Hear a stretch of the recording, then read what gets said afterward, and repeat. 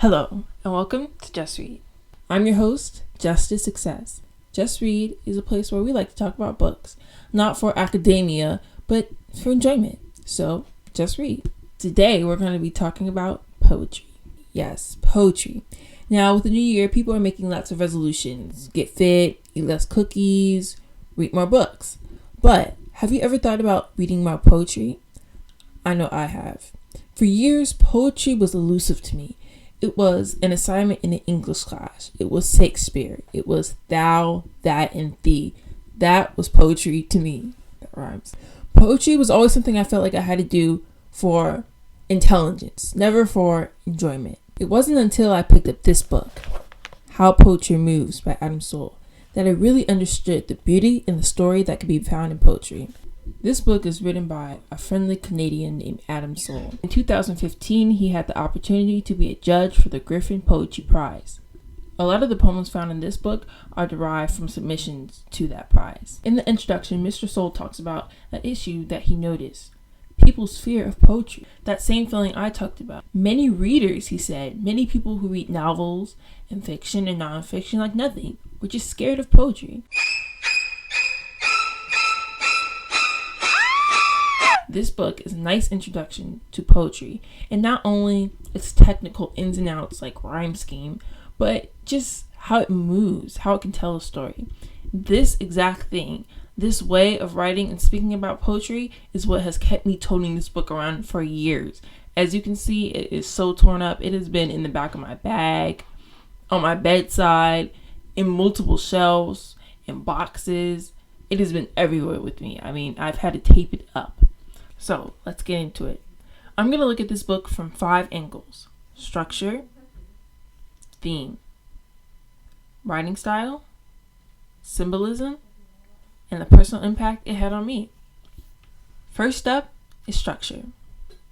So this book is interesting. There are 35 chapters, and each chapter is nice and short, just maybe 4 to 5 pages long.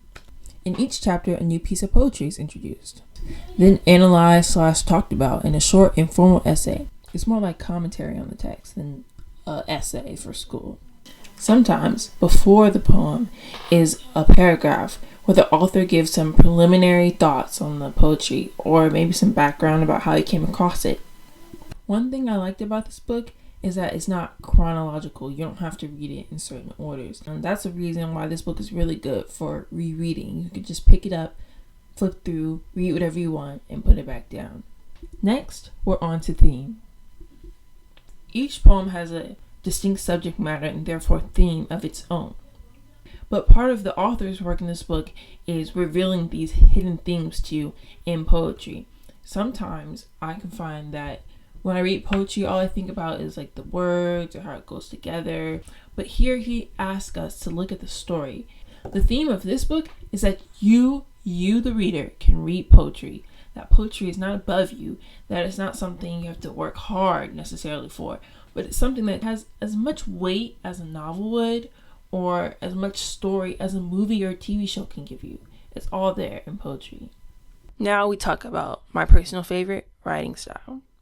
I really enjoyed this author's writing style. It was conversational and knowledgeable without being condescending.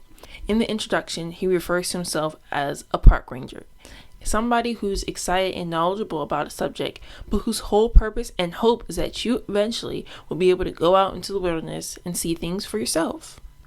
One of my favorite techniques that he employs a couple times throughout the book is that in order to point out rhymes in a poem or stresses on syllables, he will type it out in like this weird way where like some are capital and some are lowercase. And I found this really accessible. It made it easy for me to realize these things that maybe I found a little hard to understand before. Even the book title itself, How a Poem Moves, gives the poem action and gives it something to do. It gives it something for you to learn about. How? How does it? I want to take a moment here to talk about some of the poems themselves. Some of them I adored. Some of them not so much. But all of them I found myself going back to read again and to think about more. Because this book is not, this is a book of the best poems of all times. This book is different kinds of poems and how they function. That leads us to our next point, symbolism. These poems were drenched in symbolism, and part of the fun is mining the symbolism out of the poems and filtering them through your own perspective.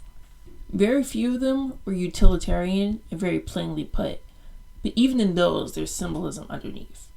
And finally, personal impact. I think the condition of this book speaks a lot to its personal impact, or to the impact I made on it. This book has stuck with me for years, so much so that I still have, and I continue to tape it up, and I continue to pick it up and read it on an odd day. This book really opened my eyes to poetry, and I'm really thankful that I read it. Even if I don't continue to read poetry every day, I'm no longer afraid of poetry. There's no fear. I find myself interested in it, more curious than I ever was before. And now I feel like I do have some tools to look at it and to derive a story from any piece of poetry, whether the piece of poetry is from 1822 or 2022. So, if you're ready to dive into poetry in the new year and you need a little help starting, I totally recommend this book.